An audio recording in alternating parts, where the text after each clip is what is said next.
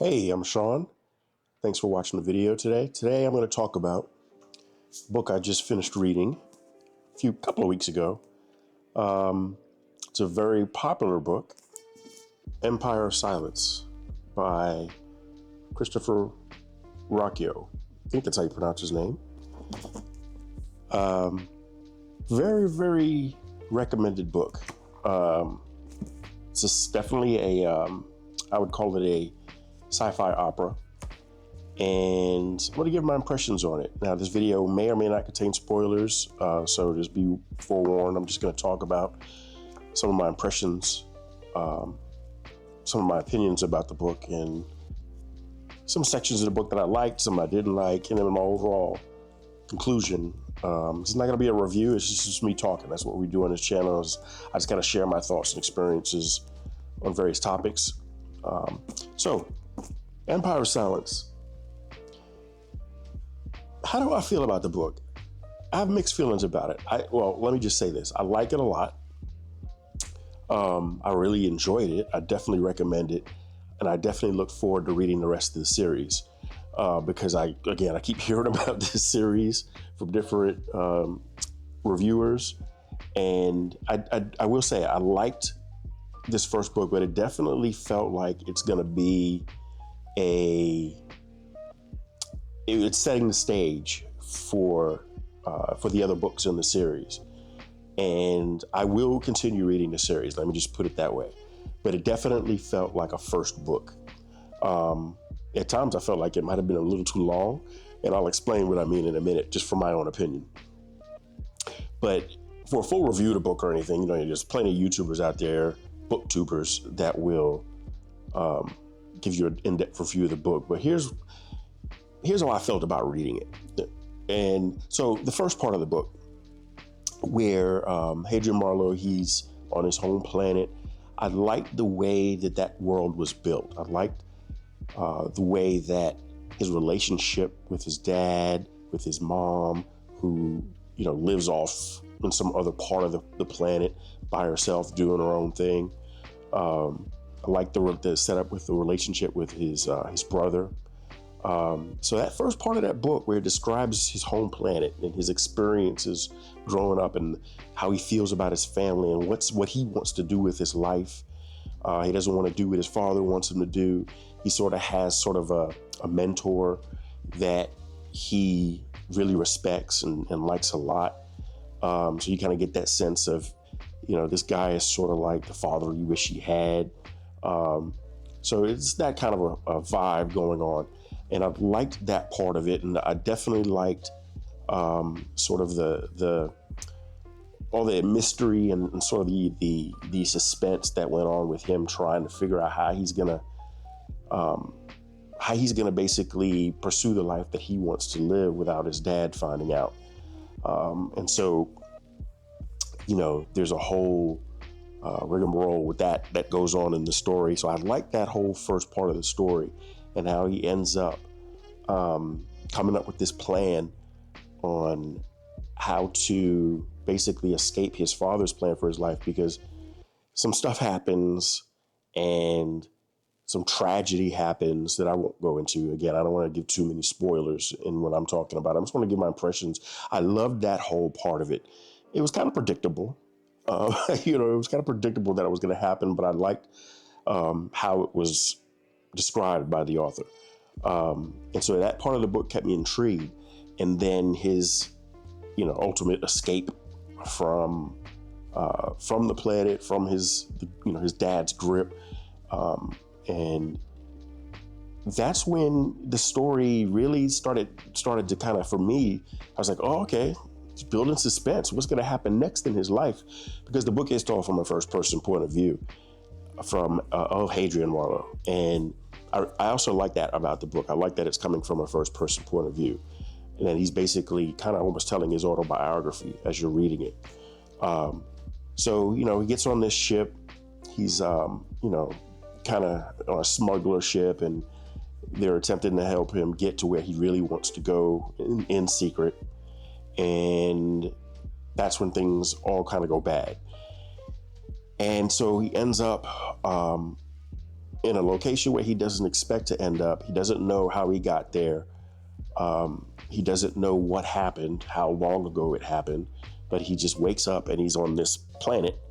And up until this point in reading the book, again, I'm in suspense. I'm really liking where it's going.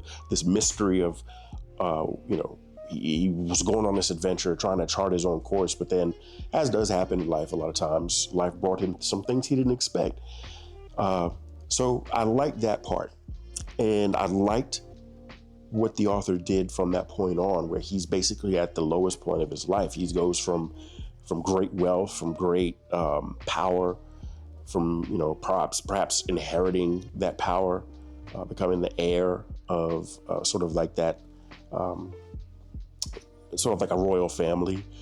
But now he's on rock bottom. He doesn't know where he is. He has no possessions. There's no way of contacting anyone. Has to keep his identity secret. And even if he did try to reveal his identity, nobody would believe him, because how is he going to prove it? But also, he doesn't want to be found by his family because of what he had to do in order to escape. Some things he's got to keep secret. So he's in this position now where he's got to figure out how to survive. What's going on? How do I, get back on track? And that's, and his life just starts to fall apart from there. He makes a friend, and that friend I liked that character. I liked the friend that he made. And I'm not going to give her name away, but I liked the friend that he made in the story. So all that aspect was good, but then that's when the story kind of took a turn for me. And I'll just put it like this, spoiler alert, kind of. This is the section of the book that I actually didn't like very much. I'll call it the whole gladiator arc, where it really did feel like watching the original Gladiator movie, like step by step by step. It really felt like that. Like Christopher Ruocchio watched the movie and was like, I want to incorporate that into a story. I don't know if that's what he did or not, but that's literally what it felt. It felt like I was reading the Gladiator movie. With him befriending other warriors and kind of trying to earn their respect. And you got different gladiators that have been there for different periods of time, and some brave, some not so brave. And he kind of builds his own little gang of folks, and they have to work together to survive as they go and they fight in a gladiator arena. So that whole part of the book, it just felt kind of meh for me. Like, it was like, okay, what are we doing here? I know he got, he learned how to fight growing up. He had a teacher that taught him how to fight. And so he had to kind of use those skills that he learned in a real gladiator situation. And of course, he goes on and becomes famous, as one of the most famous fighters in the arena. That whole thing literally kind of felt like a gladiator type situation. And the part that really the author kind of tied into this whole story is you've got these alien creatures that are very much sort of the bad guys, I guess, in the story so far, where they are the arch enemy of humans. And so the humans are trying to eradicate these alien creatures. And Hadrian finds out that somehow one of them has been captured. And he wants to see it, and he wants to talk to it, because apparently since childhood he's been learning their language and how to communicate with them. And so he finds out that they have one imprisoned, and he wants to go see.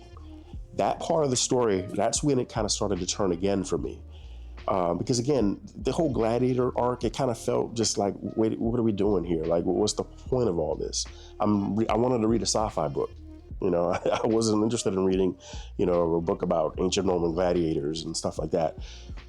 But when the alien part of the story started to pick up again, that's when it caught my interest again. And that's when the really interesting arc of the story starts to kind of happen for me, where he attempts to speak with this alien and he gets an opportunity to, but things again go bad for him. And and he's put into the service of sort of like the lord of this part of the planet, or if not the whole planet. I think he actually rules the whole planet, or is in charge of the whole planet. And so they find out that he's able to speak their language, and they find out that he, knows a bunch of stuff, but all this time he's having to keep secret his real past and who he really is. And he sort of gets brought into the house, the royal house of this guy that pretty much is in charge of the whole planet. And the guy makes him want to, tells him that he needs to take care of his 2 kids and raise his kids and teach his kids and stuff like that. So, the story started to pick up a little bit with the whole alien arc. I was like, okay, here we go. We're back into it. And then it just kind of slid off again, where, there's all this kind of weird, mysterious stuff going on. And, he's having to kind of navigate how to teach this guy's kids while keeping his identity secret, but then also while trying to figure out, what happened to him, also trying to figure out what's going on with this alien that they've got. And then, it kind of starts throwing in elements of like this mysterious location that's on this planet.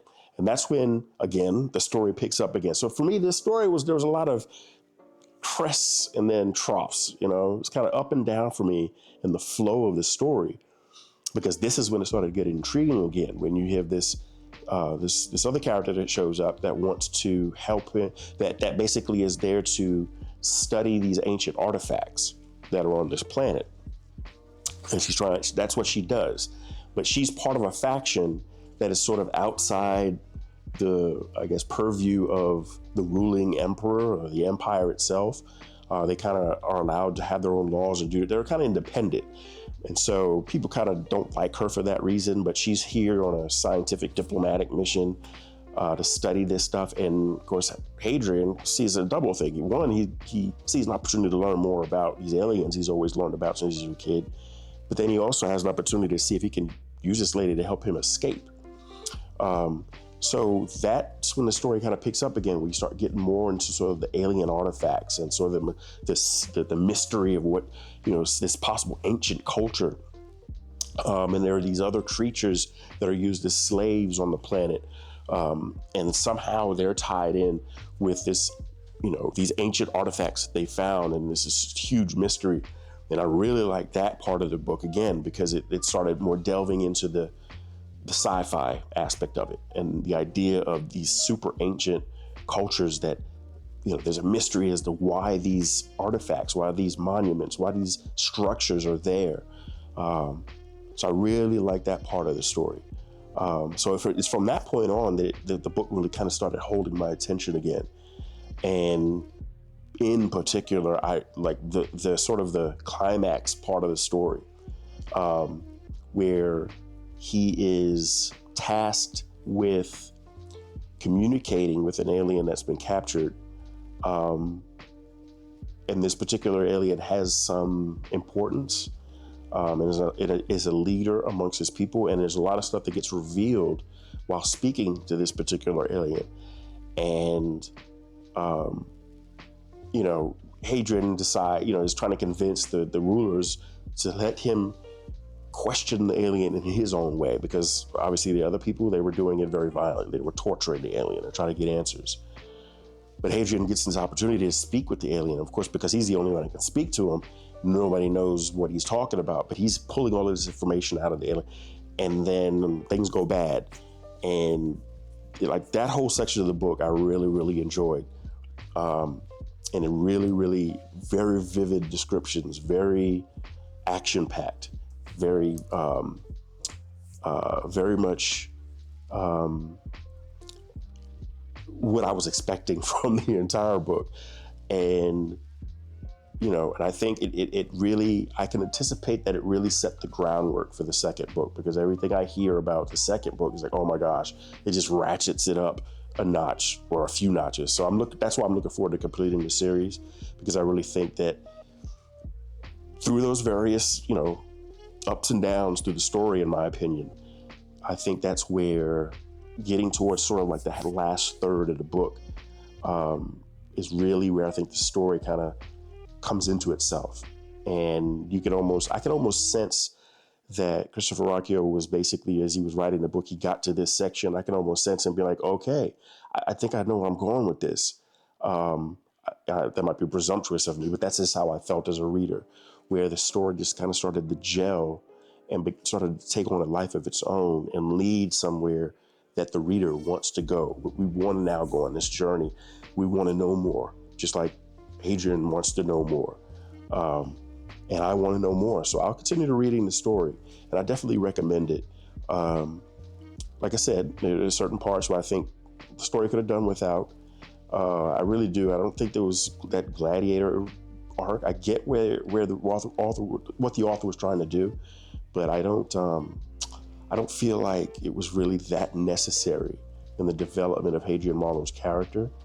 I mean, because again, we know he knew how to fight. So, what was the point of him having to go through that whole arc? I think it could have gone a different way, but I didn't write the book. So, hey, but I did enjoy the book, and I look forward to reading the second one. So let me know what you think of my opinions about the book, and let's discuss it in the comments. And I look forward to continuing on with the series. Thanks for watching, and I'll see you next time.